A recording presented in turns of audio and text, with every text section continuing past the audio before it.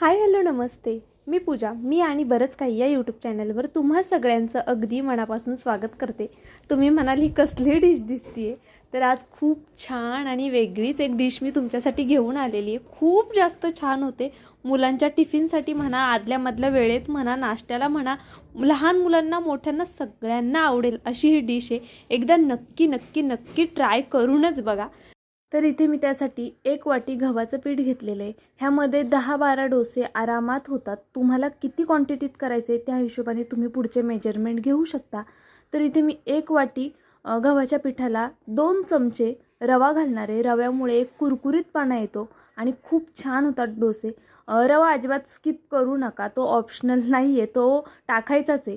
त्यानंतरनं बेसन पीठ टाकले इथे 1 चमचा. बेसन पीठसुद्धा नक्की घाला, कारण की त्यामुळे असं थोडंसं चिकटपणा येतो. गव्हाचं पीठ ऑलरेडी चिकट असतं, पण एक फिनिशिंग येते छान. तर एक कांदा बारीक कट करून घेतला आहे. त्यानंतरनं एक टोमॅटो घेतला आहे बारीक कट करून आणि कोबी घेतली आहे बारीक कट करून. तुमच्याकडे ज्या भाज्या असतील त्या तुम्ही यामध्ये ॲड करू शकता. लसूण इथे मी ठेचून घेतलेला आहे आणि ठेचून बारीक चिरला आहे त्याला आणि मग घातला आहे तो. तुम्ही मिक्सरलासुद्धा फिरवू शकता.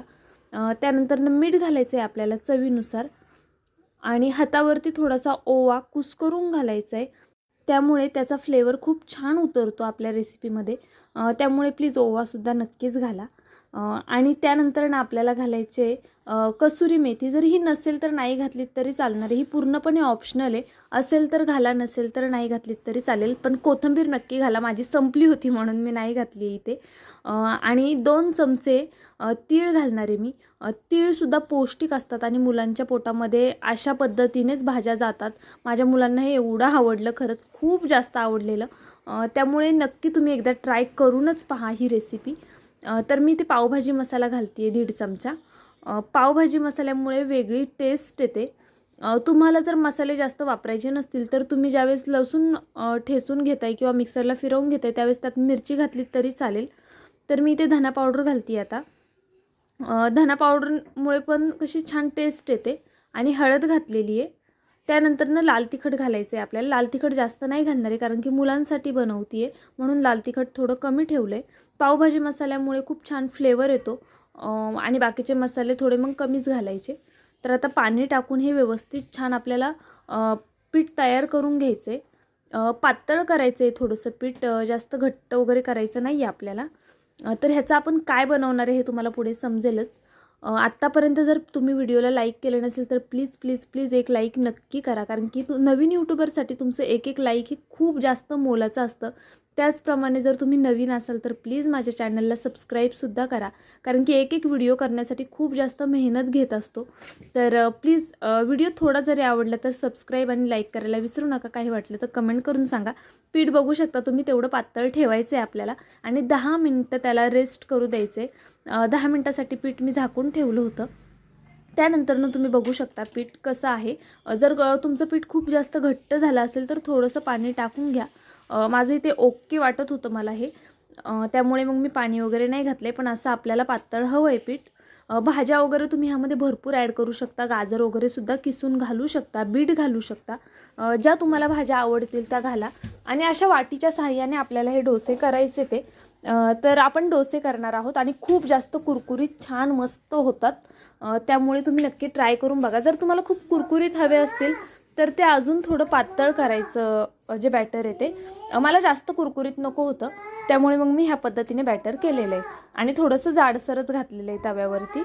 तर अशा पद्धतीने व्यवस्थित छान हा डोसा आपल्याला पसरवून घ्यायचा आहे आणि तेल वगैरे व्यवस्थित लावायचं, म्हणजे पहिला डोसा पॅनला चिटकत नाही आणि नंतरचे डोसे त्यांना जास्त तेल लावलं नाही तरी चालतं. माझा पॅन खूप जुना झाला आहे त्यामुळे तेलाचा वापर करावा लागतो. पण जर पॅन तुमचा चांगला असेल, चांगल्या कंडिशनमध्ये, तर या रेसिपीला तेलसुद्धा फारसं लागत नाही. तर झाकण ठेवून एक अर्धा मिनटं मी झाकण ठेवून ह्याला व्यवस्थित खालच्या साईडनी होऊन दिले आणि त्यानंतर ह्याला पलटी करून घ्यायचे. पहिला डोसा असल्यामुळे थोडासा नॉर्मल असा निघायला त्रास होतो, पण नंतरचे खूप पटापट निघतात. त्यामुळे तुम्ही नक्कीच ही डिश ट्राय करून बघू शकता. अजिबात न फसणारी डिश आहे. प्लस ह्यामध्ये म्हणजे बेसिक इन्ग्रेडियंट्स घातलेत आपण, जे आपल्या घरामध्ये एनी टाईम अवेलेबल असतात आणि खूप पौष्टिकसुद्धा आहे. मुलांच्या टिफिनसाठी म्हणा किंवा आदल्यामधल्या वेळेत म्हणा, त्यांना दुपारी वगैरे सुद्धा कधी जर छोटी मोठी भूक लागली तरी तुम्ही हे करून देऊ शकता. मोठ्यांसाठी सुद्धा खूप हेल्दी आहे. जर कोणाची तब्येत ठीक नसेल तरीसुद्धा तुम्ही हे करून देऊ शकता, कारण की तोंडाला चव आणणारा पदार्थ आहे प्लस पौष्टिक आहे. त्यामुळे तुम्ही नक्कीच हा पदार्थ ट्राय एकदा करू शकता. खूप जास्त छान होतो आणि एवढ्या वेळा सांगते तर एकदा नक्की ट्राय करूनच बघा. व्हिडिओला जर आतापर्यंत लाईक केलं नसेल तर प्लीज लाईक करून घ्या. तर बघा आपले खूप छान असे डोसे तयार झालेले आहेत. हे डोसे तुम्ही दह्यासोबत किंवा शेंगदाण्याच्या चटणीसोबत, खोबऱ्याच्या चटणीसोबत, पुदिन्याच्या चटणीसोबत, ज्याच्यासोबत आवडतील त्याच्यासोबत खाऊ शकता. केचप वगैरे सुद्धा चालेल. माझ्या मुलांनी नुसताच खाल्लेला, असा नुसता खायलासुद्धा खूप छान लागतो. तर प्लीज माझ्यासाठी एकदा नक्की ट्राय करून बघा. व्हिडिओला लाईक केलं नसेल तर लाईक करा, नवीन असाल तर सबस्क्राईब करा. उद्या एक पुन्हा छानसा व्हिडिओ घेऊन मी हजर राहीन. तोपर्यंत बाय. व्हिडिओ संपूर्ण पाहिल्याबद्दल धन्यवाद.